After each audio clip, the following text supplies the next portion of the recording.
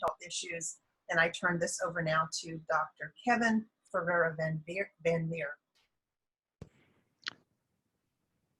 Thank you, Dr. Moyland, for that very gracious introduction. Good morning, everyone.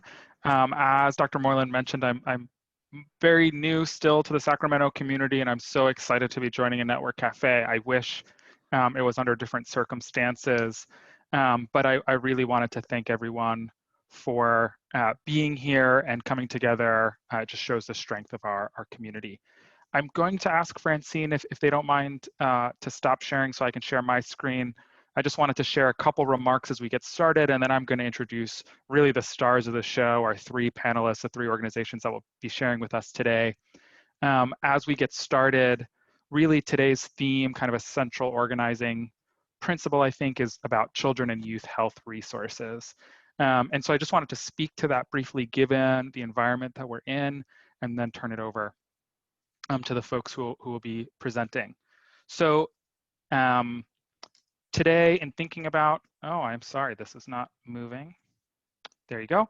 So I think really there's kind of two things I really wanted to talk through and just reflect on together as we get started is on the theme of children and youth health resources.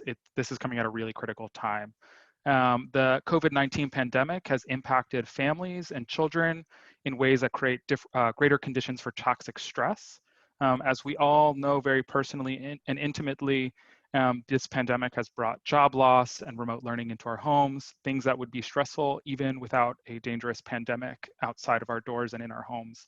Coordinating childcare, whether for young ones or after school time for older children, with work has always been a struggle for many families, and it's even more difficult now with shifting work requirements and remote learning. And this goes without mentioning how unemployment has ravaged our communities and increasing housing instability. These conditions disproportionately impact children and families of color, specifically Black, Indigenous, and Latinx families. Not only are we seeing more positive cases and deaths in those communities, but the industries that are common to them where they work are being impacted as well. Also, it's importantly impacting Asian communities as they report rising discrimination and racism. I think what's even more acute for all of us, luckily today the air quality in our area is a little bit better, but it's just being compounded by the displacement from the fires and the unhealthy conditions that smoke and poor air quality have created for us and our families. That said, Sacramento has tremendous assets, and although I'm a new member of the Sacramento community, I'm been impressed and grateful to be part of a community that has assets that have pivoted very quickly to create networks of support. Both research, but our own experiences as professionals in health and nonprofit and community spaces and in education. I think we all know this, but local organizations, the organizations that we're part of, are a very important support. We broker vital connections for families and organizations. We give them information. We help connect them to resources that they need. And this has been even more important during the pandemic and fires.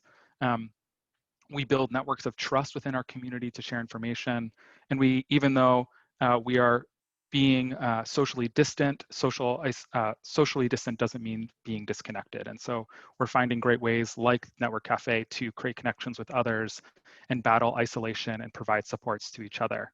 So as we listen to our organizations today, I'm really excited to hear how they're thinking about some of these things, as well as just to learn about the great resources that they provide our community.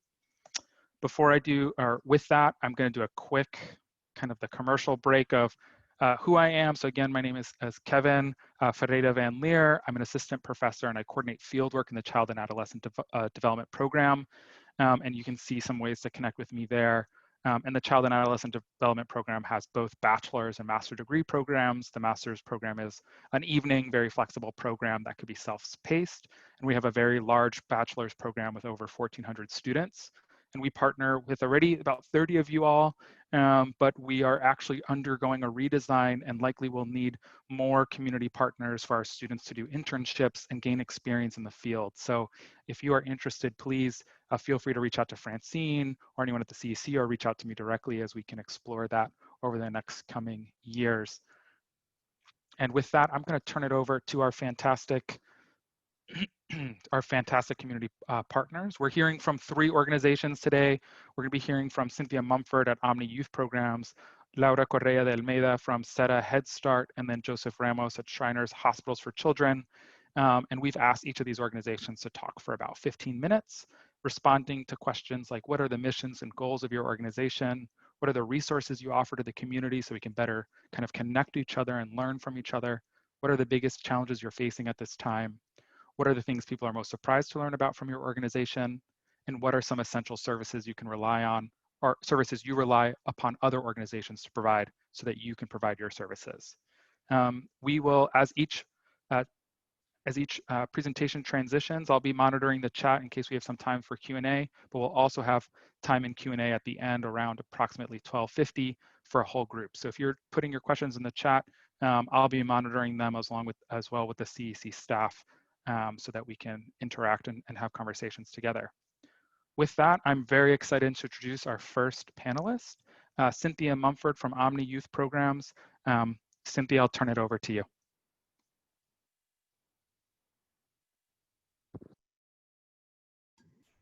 Okay, all right, we can put the PowerPoint up on the screen if it's not up there. There we go.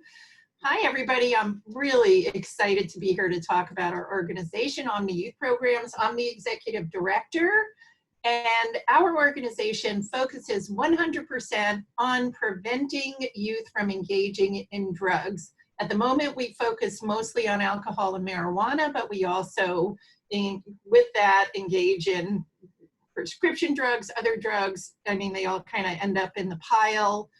And so if we go to the next slide, please. We have been around since 1979, and our agency's mission, more formally, is to cultivate a lifestyle free of youth alcohol, marijuana, and other drug use by developing youth leaders, strengthening the families, and engaging the community like you organizations and folks. And we do it through education, skill building, and empowerment. Our website is a great place to learn everything you need or to get in touch with me. If you didn't write down, I will have my contact information in the last slide again. But anything you want to learn more in detail, because I have such limited time, just go to omniyouth.net. Next slide, please. I have to go fast, so for me, 15 minutes is not long. Why we're focusing on drugs, I'm just going to give 3 really quick slides, is that 90% of drug addictions have roots in the teen years. We think of it as a childhood disease, so we really need to get in there early. Next slide. And today is the highest youth marijuana use rate in over 35 years. And that happened because it was legalized for adults. And when, even though it's not legal for youth, when they see that, youth get the message, it is safe, and it also becomes more accessible to them than when it was illegal for adults as well. Let's go to the next slide, please. The other big problem that we're seeing, and what is so scary at the moment, it's not just addiction levels going up or use rates going up. It has to do with the THC level, which is the element in marijuana that people become, that causes the high. And in the Woodstock era, you see here on the screen, it used to be 1 to 3%. Then in the 80s to the early 2000s, like 2008, 2010, it rose from 1 to 5%, or 8% was incredibly strong marijuana. And this is in plant form because that's all it ever came in. Now in 2020, the plant form, which would be smokable as a plant, is 14 to 30% THC. And when it's put in concentrates, which is traditionally used in vaping or edibles, it's 25 to 99% THC. And just by way of a comparison, 78% THC is like 30 marijuana joints from the Woodstock era.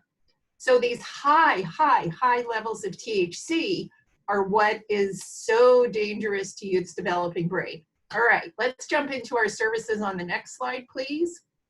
Everything, like all of you have had to do, we have pivoted all of our in-person services onto online.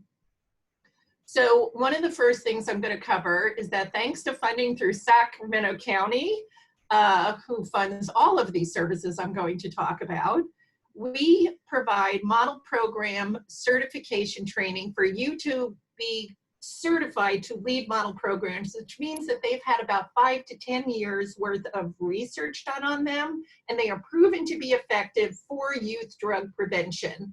And let's go to the next slide. Now, these programs normally cost a bundle of money for you to get trained in. They're very involved, but we have received special training and are permitted and qualified to certify you on behalf of the program developers. We have 2 programs that we can do online at the moment. The first one is Family Matters. By the way, this is all free. Everything we do is free. Family Matters is a model program that it's very exciting because unlike things where we're trying to make them work, you know, like on virtual platforms, this one was designed to be conducted in families' homes with the parents and the teens together, and you call them once a week for 10 minutes as the organization and get them through the 4 booklets that is full of multiple pages of activities, information, projects, and at the end of the 4 booklets, the impact of the family is incredible. Drug use of the youth has gone down, often among the parents as well. And they did 5-year follow-ups, and they were still off of drugs 5 years later. So if you'd like to get trained in this and get all the materials from us, please just look online and find out how you do it. And I'll talk about the stipend in a moment. Let's go to the next slide. Another program we also offer is called Teens in Action. And this one also you can implement online. It works well that way. And we are training and have been training teens as well as adult co-facilitators to be certified facilitators for these programs for life. So it's an incredible opportunity for teens to lead teen groups. If you don't have teens at this point who are interested or available to do it, we'll still train adults to lead these groups online yourselves. And let's go to the next slide because it kind of summarizes a bunch of things about all of these model programs. The training is free from us. You become certified for life. There's no fees involved to maintain it. It follows you anywhere in the country or the world. We offer free CE hours, and we give you all the startup material, including books to give to your participants, all the videos you need, which is a fortune. Trust me, we paid for them for ourselves, and it's really nice that we're able to offer that. We also offer e-versions of these to make it convenient. This goes for both programs. We are offering them online, but if you do have an in-person way that you want us to do it, as long as there's social distancing, we'll come out and do that. It's very low cost for you to implement. You can incorporate it and combine it with existing groups or programs that you have. We have all of them available in Spanish and Russian as well. And we are very open to translating the materials into other languages as well at your request. They're very easy to culturally adapt or add a special subject, such as if your concern is suicide, or you're working with the LGBT community, or the homeless population. You can incorporate those angles because we've done that also very well with these programs, and that's no problem to make that type of adaptation. So the $200 stipend, if you go to our website, you'll get more details, but we, as an incentive to get you to get out there and do these programs in the community, we will provide you or your teen, or both of you if you're co-facilitating, $200 at the end if you do either, depending on the program, 5 families or 5 youth. To completion, we'll send you a $200 Visa gift card, each of you. And if you do it again, we'll send you a Visa gift card again. Next slide. Good deal, huh?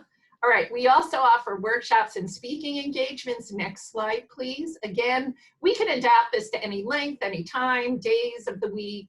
These are always free, and we can gear them towards teens, going as low as 10 years old. When we say preteens, teens, parent focused, or professionals. We train many professionals on these subjects. Examples of topics, one of our youth topics is marijuana. We also have today's marijuana, its unique effect on teens, parenting to keep your youth drug-free, teens and alcohol, and for youth, we also present Know What to Say When, they're in a variety of situations. So they're all very practical. Next slide, please. We also have exhibits. Now, normally these are things that are physical, that people come and interact with goggles and mats on the ground, but let's go to the next slide. We were able to turn one of our exhibits into an online. And in fact, at 1 o'clock today, we are doing the Hidden in Plain Sight exhibit online. The way you can learn about that is going to our website, omniyouth.net, to our events page and just click on it. And it'll, you know, tell you how to connect there. Hidden in Plain Sight is samples of all sorts of objects. Let's go to the next slide as well.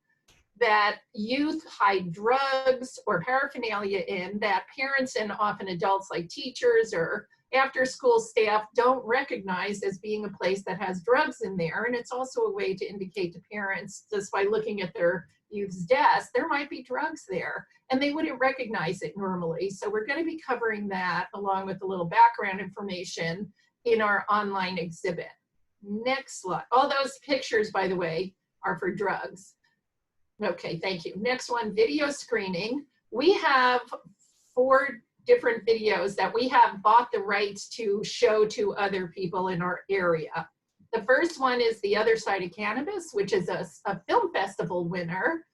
And let's go to the next page with a few more details about it.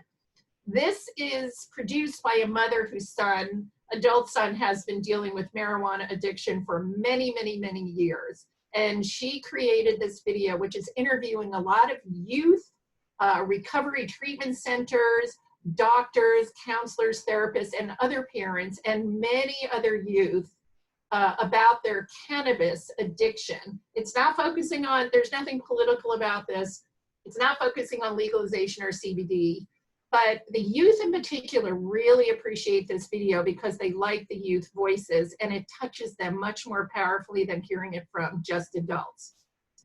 So if you'd like a presentation for all of our documentary screenings, we have a short 10-15 minute PowerPoint at the beginning, at the end. Each PowerPoint is anywhere between 50 to 70 minutes. We can take breaks in the middle, and then we have a Q&A at the end. Next slide, please. Another video we also offer, some of you may have already seen it because it aired on ESPN several months ago, but it's called The First Day, and it's focusing on the beginning of addiction. Most people focus on addiction like, what's the outcome? And that's where they're focusing on letting people know how it ends. But Chris Herron, let's go to the next slide. You might recognize him. And why it was aired on ESPN is because he was an NBA star and he ended up having to leave the team because he was an addict. And what he is doing is talking to groups of youth in this video about when did it start? What was happening in your life? Because that's what he did. He's not looking at the end. He's like, where are you right now? For those of you experimenting or starting to use, what's happening and how to turn that around. And it's focusing on the strength in coping with challenges without drugs or alcohol. It's a beautiful, powerful film. It's very effective. Next slide, please. So we could bring that to you. Another video is Chronic State, documentary. And this one, let's go to the next slide. This talks about the outcomes of marijuana legalization in the states, the first states that started it.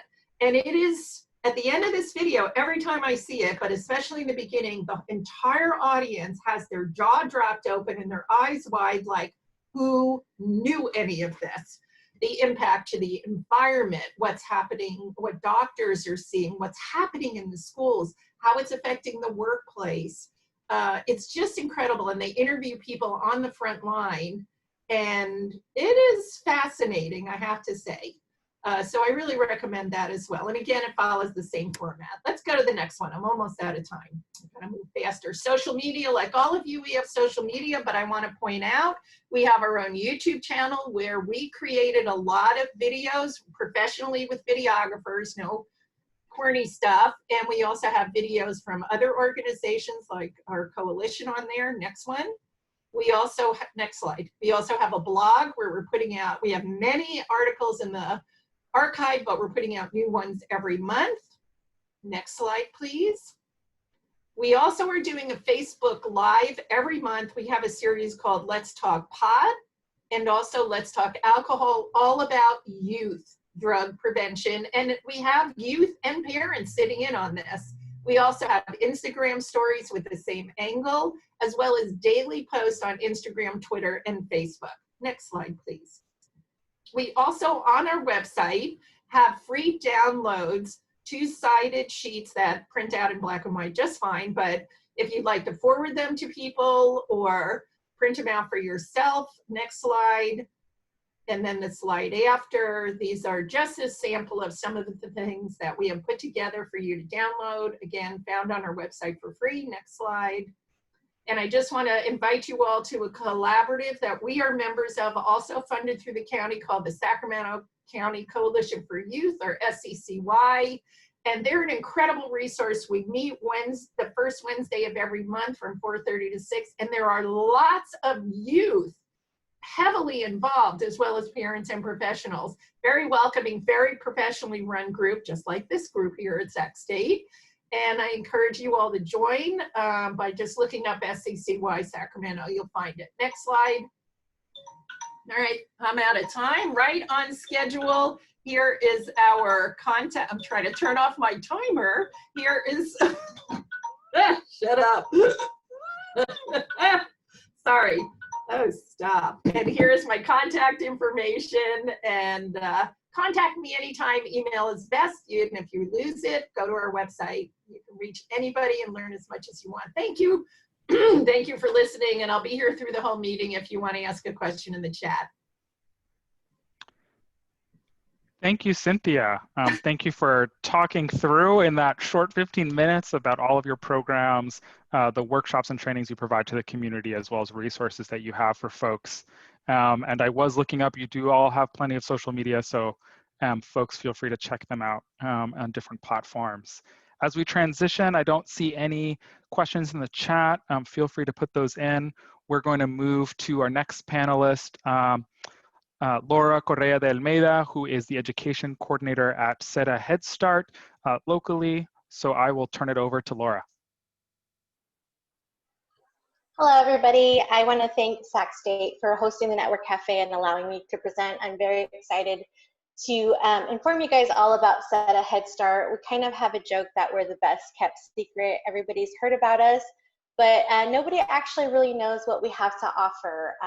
As I was introduced, I'm Laura Correa de Almeida. I'm one of the education coordinators at SETA Head Start.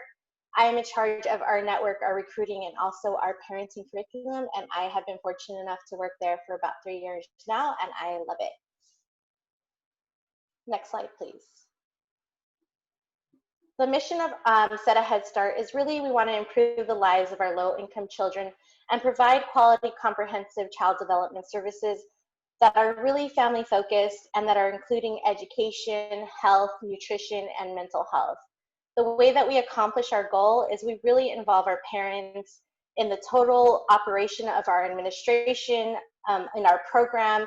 We support the growth of our children, our families, our staff through encouragement, nurturing, education, and empowerment. Next slide, please. We have two options. What we do, I'm sorry, I forgot to state, what we do offer at SETA Head Start is we actually offer free child care services. So we have it through two different options. Our first option is our center-based programs. We have different early childhood, early learning centers throughout Sacramento County, and our teachers and our family service workers provide our primary services on site. Our center-based options are available for children 18 months to 3 years old in our early Head Start program, and in our Head Start program would be from 3 to 5 years old. We offer part day options that go to 3.5 hours to 4 hours, 5 or 4 days a week, depending on our sites. And we also, for our part day classes, we operate on a morning schedule and an afternoon schedule. For our full day options, we offer 6 hours or more, 5 days a week, and this option is really designed to meet the needs of our family who are working and going to school full time. Our second option, next slide please, is our home-based option. In our home-based option, a home visitor will actually attend weekly visits to provide the comprehensive services in the family's home. A socialization is a gathering that is conducted twice a month that allows for the child and the families to interact in a school setting and learn a variety of skills. And for our home-based option, and this is what surprises many people when they hear about this, is we actually serve pregnant mothers. So we really believe in that early Head Start for our home-based option. So we do serve pregnant mothers, children birth to 3 years old in our early Head Start home-based option. And then for our Head Start option, children 3 to 5 years old. Next slide, please. Who is eligible? That is a question that comes up often, and the families that meet income eligibility guidelines are eligible. Any children that are homeless, foster children, children that are receiving, or families, excuse me, that are receiving public assistance such as SSI or cash aid, and then any child with disabilities that have either an IEP, which is an individual education plan, or an IFSP, which is a, I'm sorry, I forgot the name for that one, but, or an IFSP, so they would be qualified for our program. Next slide, please. If you have families that would like to inquire about entering into our programs, please encourage them to go to headstart.seta.net/enroll. This is where they're going to fill out the online inquiry. Before COVID, our families were able to go directly to centers and complete the waitlist and enrollment process, in addition to completing this online inquiry. But at this time, we are completely directing them to fill out the online inquiry, and then our family engagement unit will contact families within a week or two to complete that process with them. Thank you. Yes, Individualized Family Service Plan. I forgot the name of it. Next slide, please. At this time, as we know, COVID has hit us really hard, and at this time we are not able to have our centers open. So we still wanted to make sure that we are delivering services to our families, and just like everyone else, we had to go through some hiccups, but we believe that we have done our best to provide services. We are committed to the highest quality of learning and engagement for our families. We know that effective and nurturing teaching practices are key for learning in early childhood education. Our teams have worked very hard to make sure that both the needs of our students and our parents are addressed, and we have found it even more important during this time to continue our services, and we have committed to offering the services through distance learning.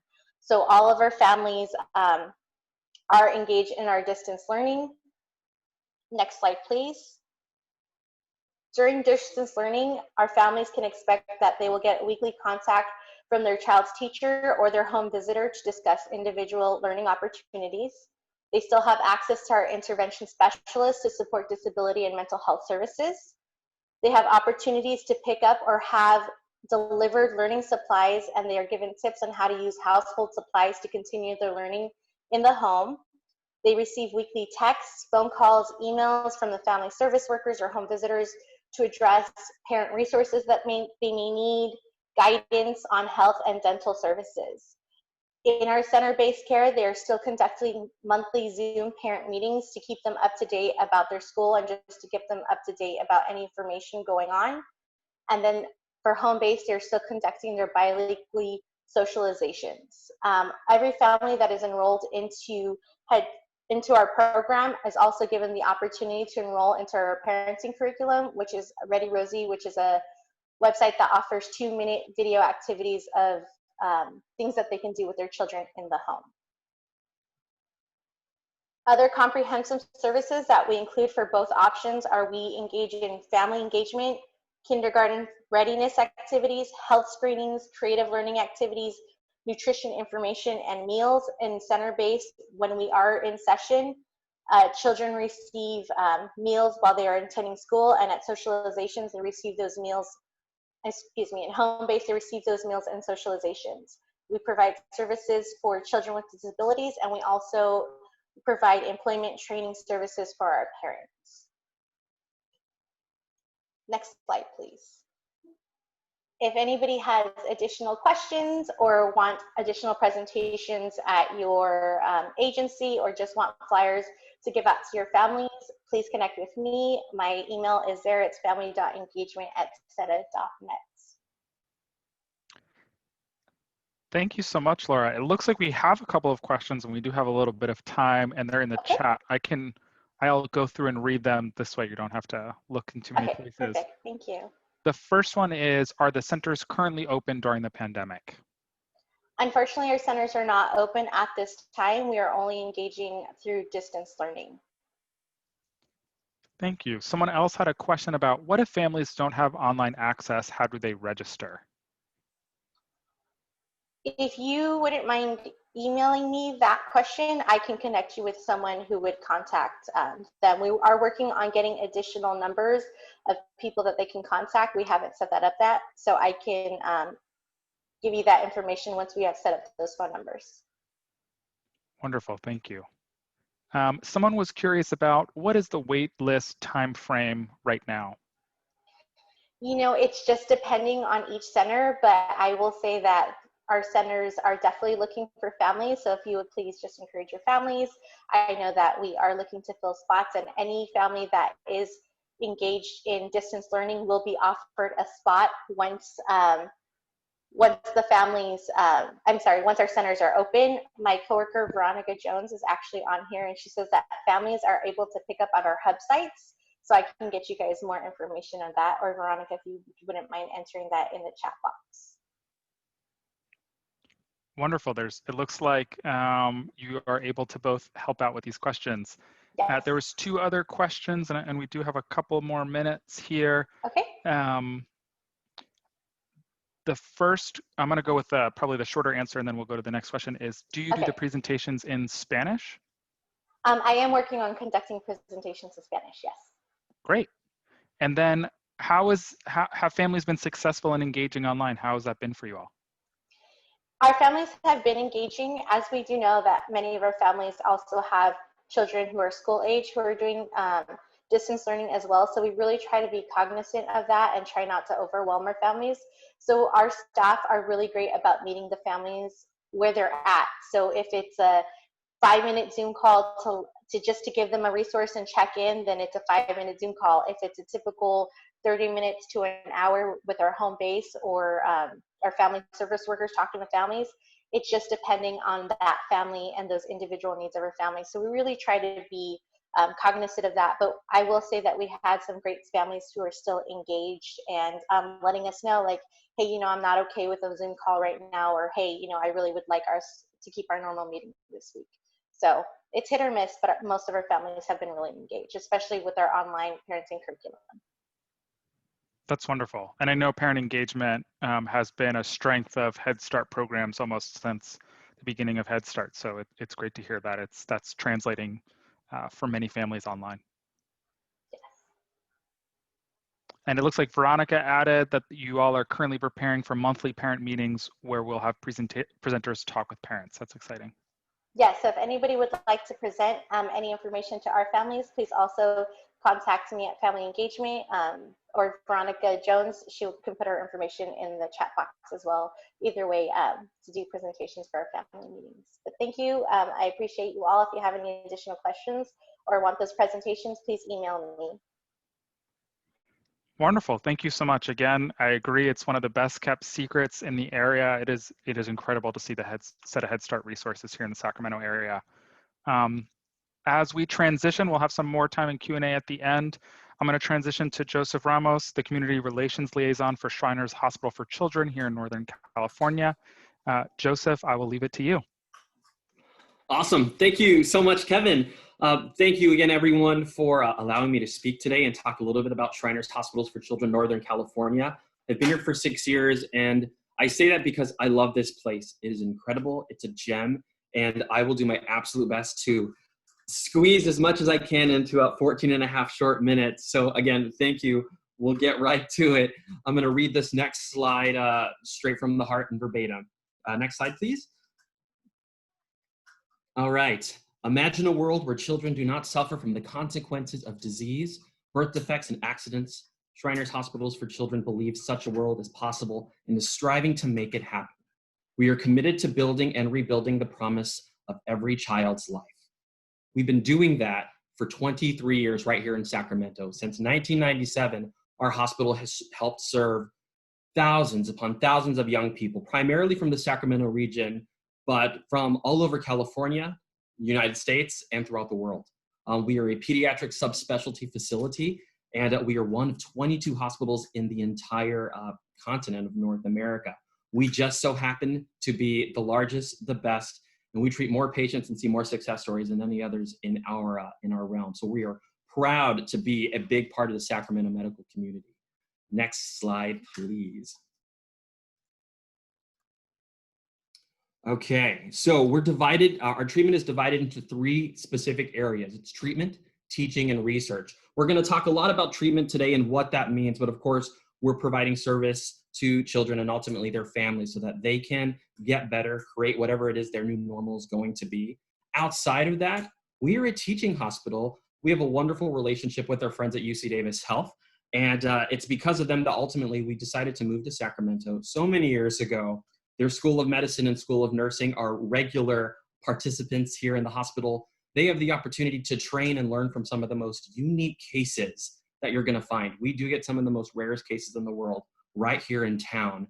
And we take that very seriously. On the flip side of that, part of this, one of the wonderful things of our relationship is that we have access to additional services. So if there is a piece of equipment or something that we don't have on site, we're right here in the little hub and nestle of UCD, and so we can certainly refer our families to that while still picking up the bill for them, which is a big part of what we do here. And then of course we do research. As we talk a little bit more about what we do at the hospital, we do a lot of things that are pretty amazing, scientific, state-of-the-art stuff, but we're not done with that. We don't rest on our laurels, and research is a big part of it. We work on regenerative medicine. We're trying to make people with spinal cord injuries walk again. We're trying to make better skin regeneration for burn survivors. We're not done, and we won't rest until we are. Next slide.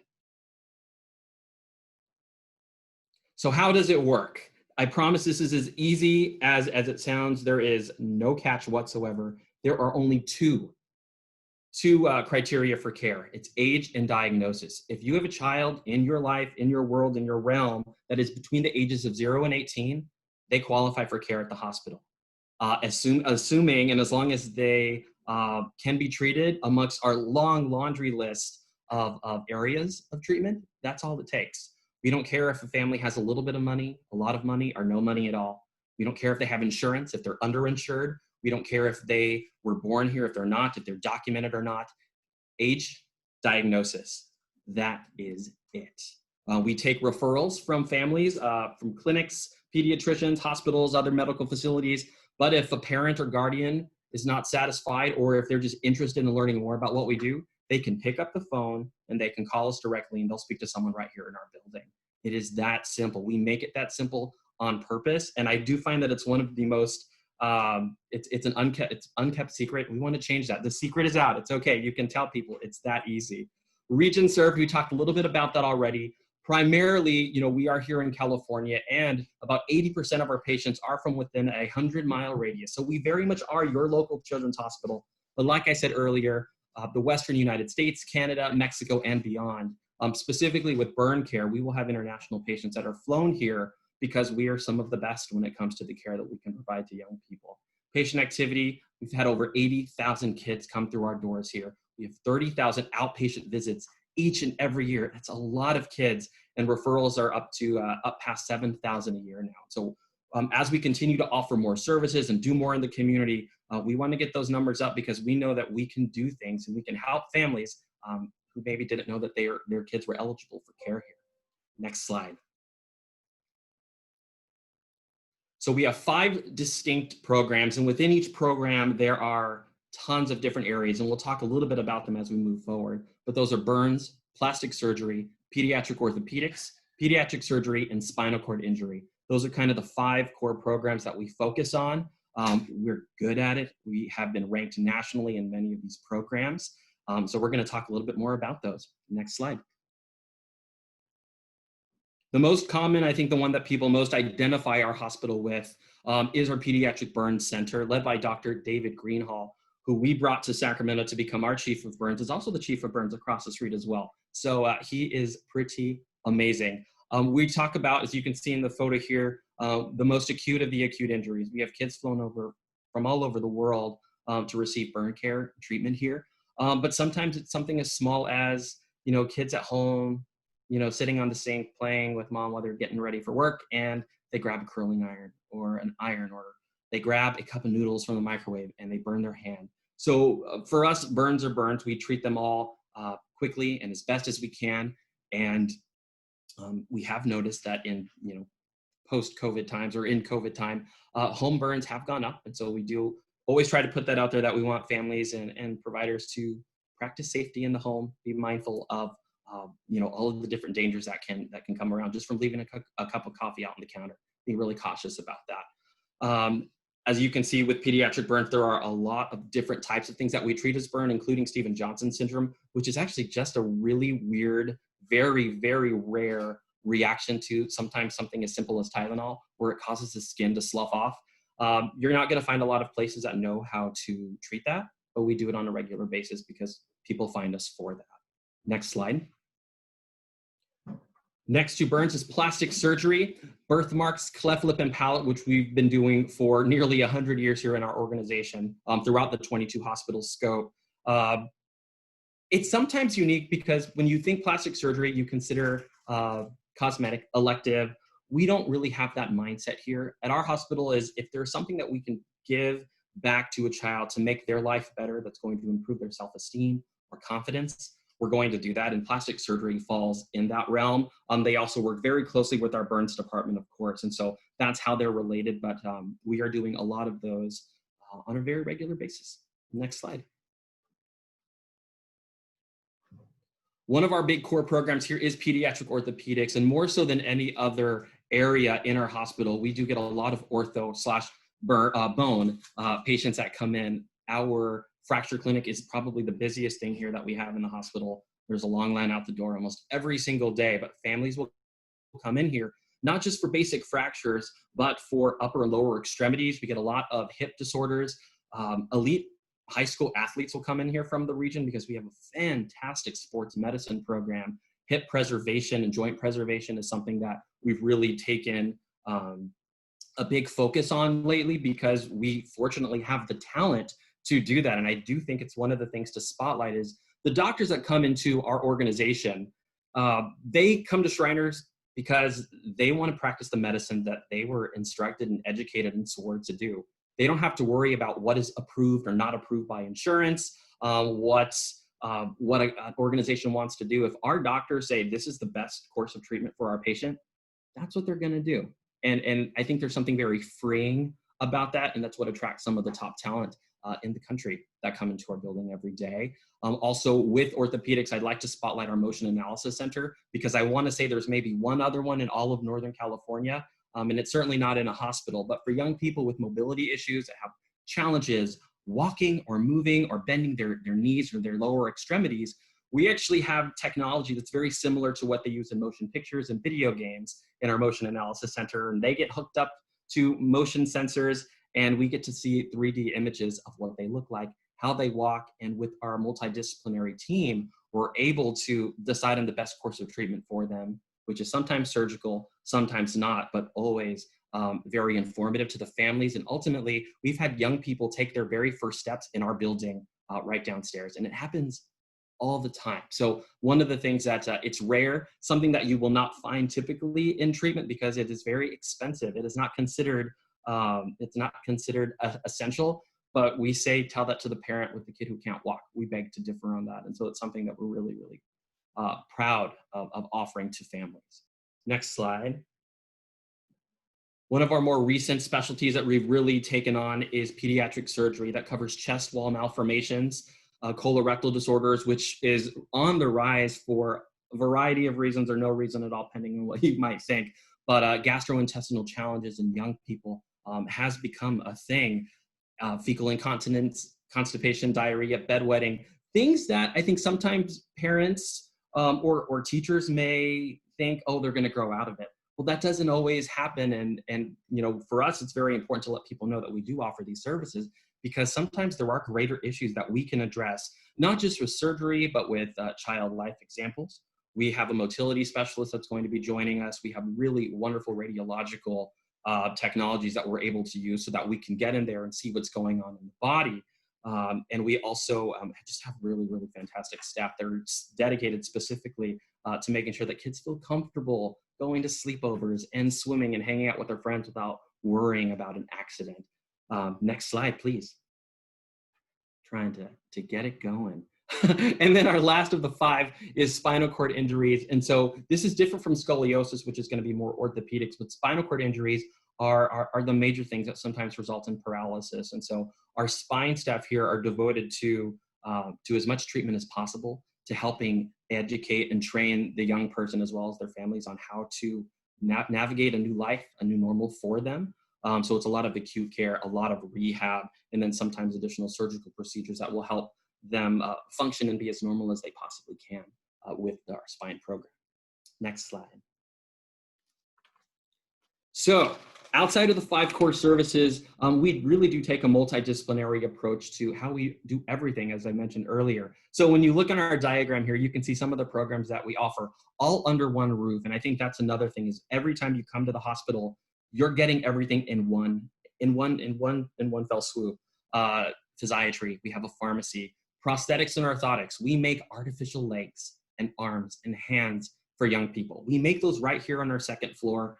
When we're allowed to do tours again, this is my open invite to anyone out there listening. Please come, let us show you around. Let us show you how it works. We have a fantastic diagnostic imaging department where we have one of the few EOS machines in all of Northern California. It's a very low dose, ultra amazing X-ray that we use for spine patients. It's 360 degrees, 1/10 the amount of traditional radiation, and it's as clear as day. It's one of the best type of X-rays that you can get. And again, not a lot of places have those, and places that do have them, you're gonna pay for it, because again, that's also not considered medically necessary. And again, you know how we feel about that here. Psychology and mental health, if we have families, especially in the pediatric surge department and burns, that need additional supports, we will provide services for the families. We also have social work care management on site at all times as well. Next slide. Outside of the clinical services, there are so many other things that we do offer here. We have one of the largest children's activity pavilions that you're gonna find. Sometimes our kids, they have to spend weeks, months, sometimes up to a year in the hospital. That's not fun for anybody. And so for us, we wanna make it as light and positively distracting as possible. We have a on-site school. We partner with the Sac City Unified School District. It's one of the coolest things that I've ever seen. We actually have a teacher that works on-site. Pet therapy, we provide transportation to families if they don't have it. So yes, if you're out there, you have families, even locally, that can't get here, please give us a call. We'll go to the next slide, because I'm gonna try to wrap this up as quick as I possibly can. I threw a lot at you today, but we talked about age and diagnosis, our 5 core programs. Our approach is all under one roof, multidisciplinary, and our promise is that families are taken care of and treated regardless of their ability to pay. That means they don't open their wallet under no circumstances. That's how it works. We're gonna wrap up. If you have any questions, I am always here. My availability is on the next slide, which you can advance to. It has been my pleasure speaking with all of you today, and thank you so much for your time. Thank you, Joseph. You had a lot of shout outs to the incredible services that you all provide in the chat. We did have one question, and I think we have a couple of minutes for questions here. Are you all referral based, or are walk-ins allowed? We have a walk-in fracture clinic. I always recommend calling if possible, but for fractures, that might be something that you can pop into. For anything else, it's always better to call ahead of time. If it's a burn or something that we need to treat immediately, then obviously we're gonna say, come here now, or go across the street to UCD where we can get immediate treatment taken care of for those acute things, and then we can do a referral. But you can pick up the phone and call us at any time. Thank you. And I think at this point, we're open for general Q&A as well. So not only for Joseph, but if for Shriners and Joseph, or for Laura or Cynthia, for any of the folks who presented today. If anyone has questions, feel free to pop them into the chat. And then if not, we'll transition shortly to wrap up and some announcements.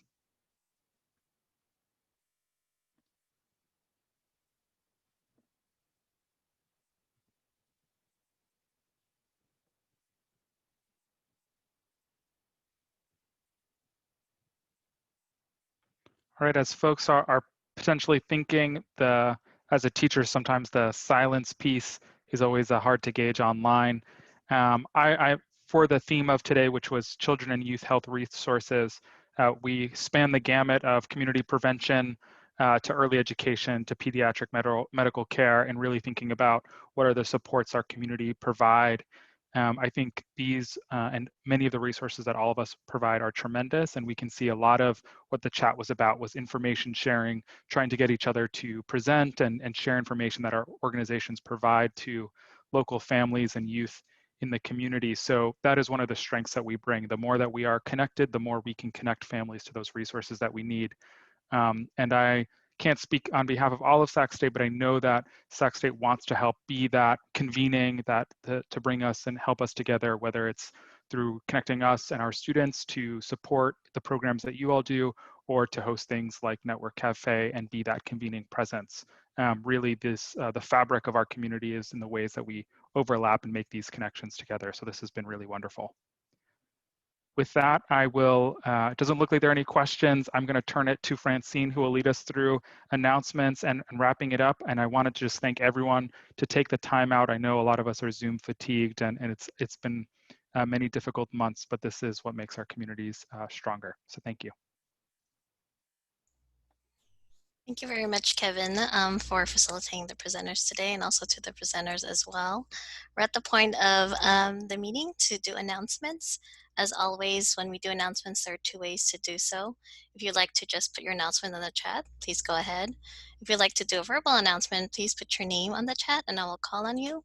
You could unmute yourself and do your announcements. So do I see any announcements on the chat or anyone who'd like to go?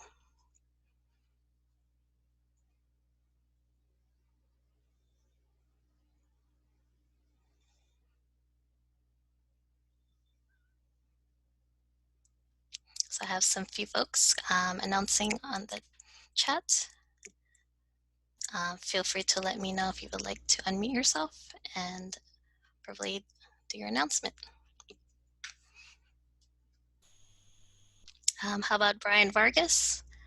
If you would like to unmute yourself. Hi, everyone. My name is Brian Vargas. I'm the community outreach worker with the Financial Empowerment Center. This is a new initiative from the city of Sacramento. And really what we're doing is we are connecting the community with resources like you guys, some of the stuff that you guys are offering.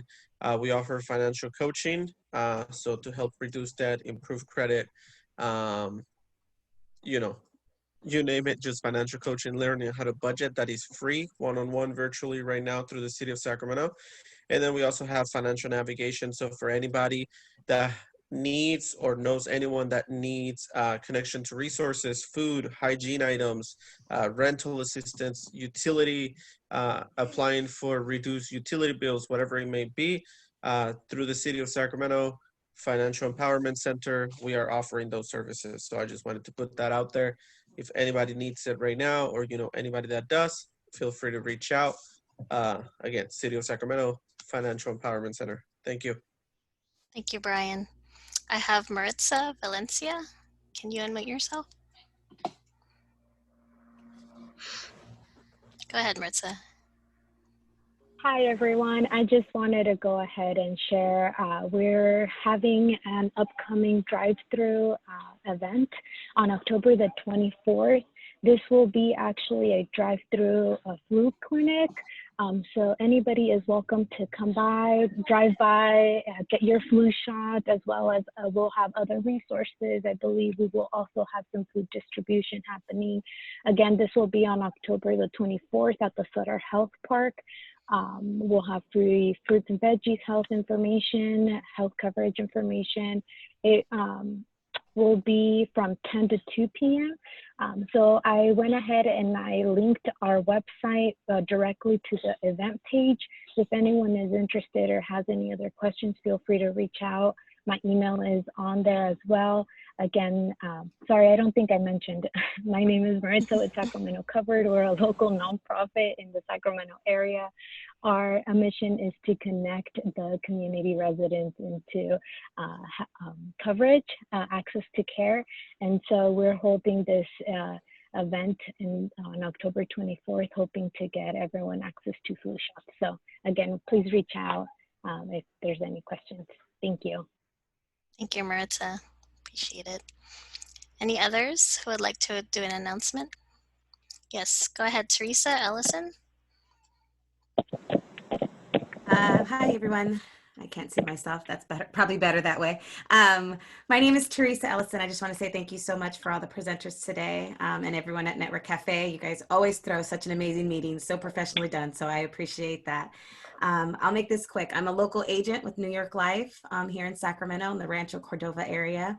And this month is Life Insurance Awareness Month. So I know it's something that a lot of people don't want to speak about, leaving your family behind, but it's something that is, it's a must. If we don't talk about it, your family's going to have to talk about it and figure out some finances and figure out how to take care of themselves and the rest of the family. So people have insurance through work, don't know what they have. So I'm just putting my email in the chat room to see if anyone wants me to review what they have, to see if it's enough, to have a conversation on what it looks like to get life insurance and to protect your family, because they are relying on your income. And if you're not here to provide that income, you know, what are they stuck with? So I want to make sure that families are not on GoFundMe. They're not doing car washes. And if they do, they're going to something like a beneficial, resourceful one that we just heard about.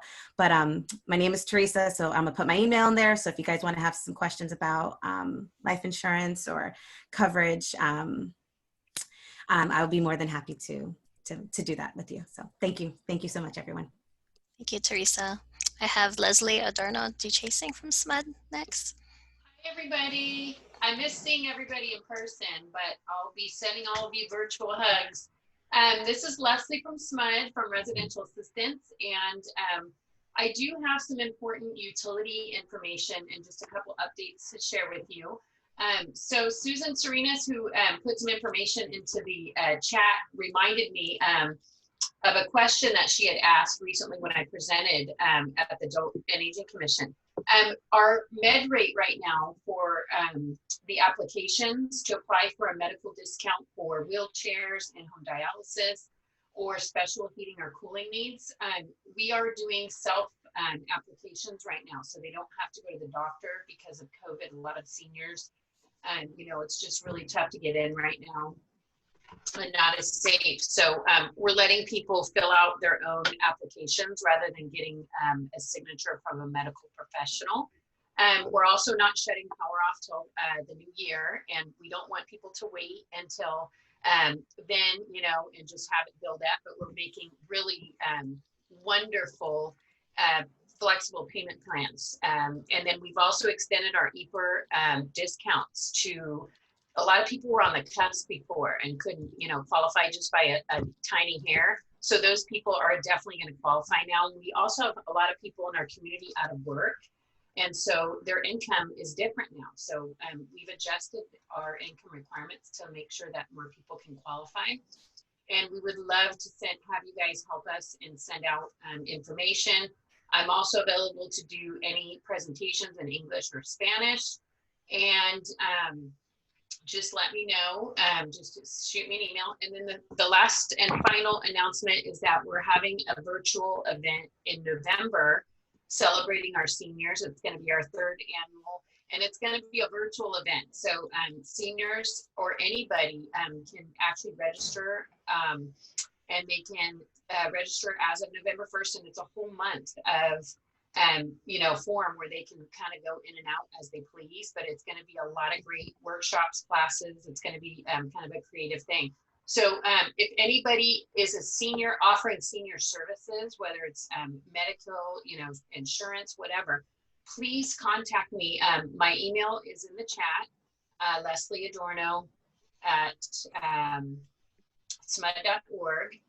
And I would be happy to list you guys. I'm making a directory for senior services, and you don't have to be necessarily a nonprofit, which was kind of a requirement, but if you offer any type of free services, where since it's virtual, we're allowing more people to be able to basically put your information in for that. So that will go out to quite a few seniors in Sacramento.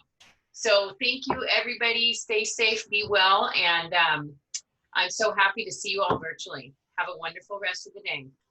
Thank you so much, Leslie. We have one more announcement from Ronald Robinson from Storm. Hello. Yes. Hello. Thank you for allowing me to briefly make this mention. But a couple of things have actually been a lot of benefit for us recently.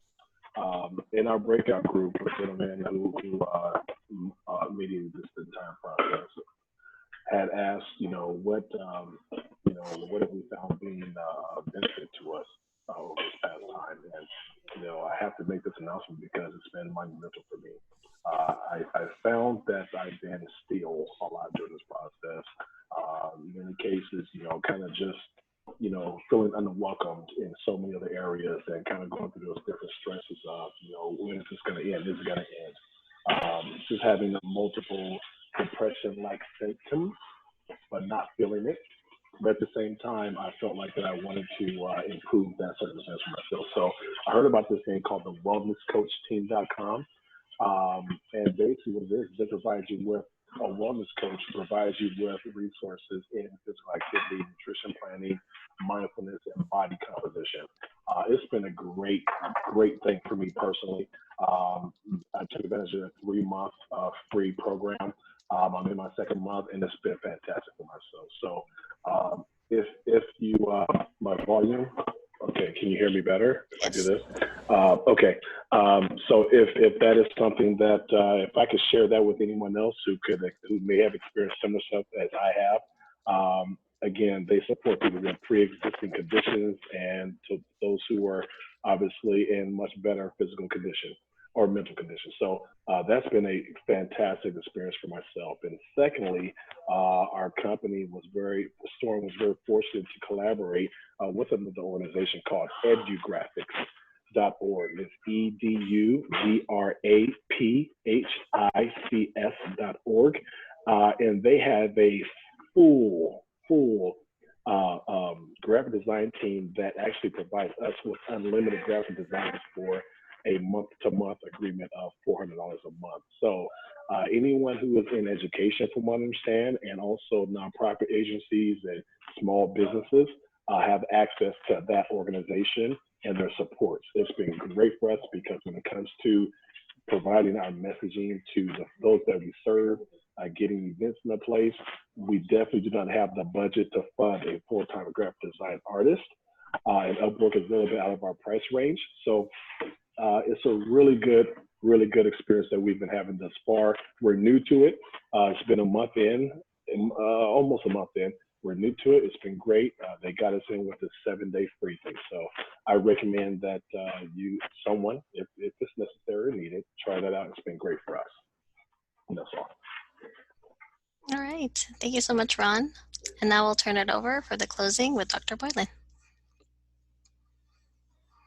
Thank you, Francine, and thank you, everyone. I was just chatting with some folks and just saying, I hate to say it, but it's like this just keeps getting better and better. And I'm so glad that we have this recorded. I can imagine going back and playing this again.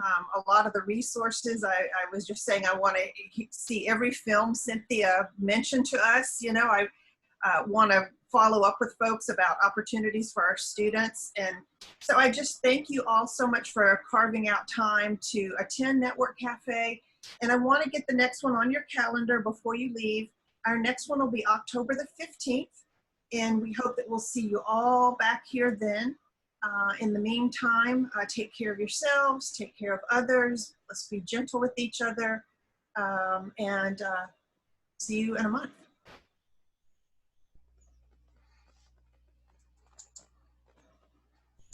Thank you. Welcome. Thank you. Thank you. Hi, thank you. Thank you, Laura.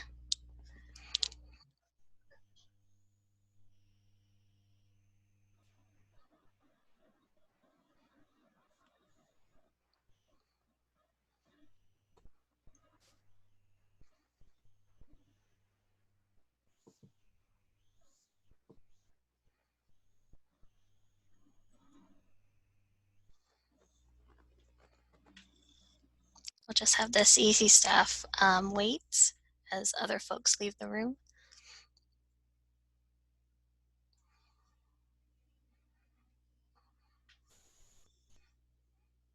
Hey, Don.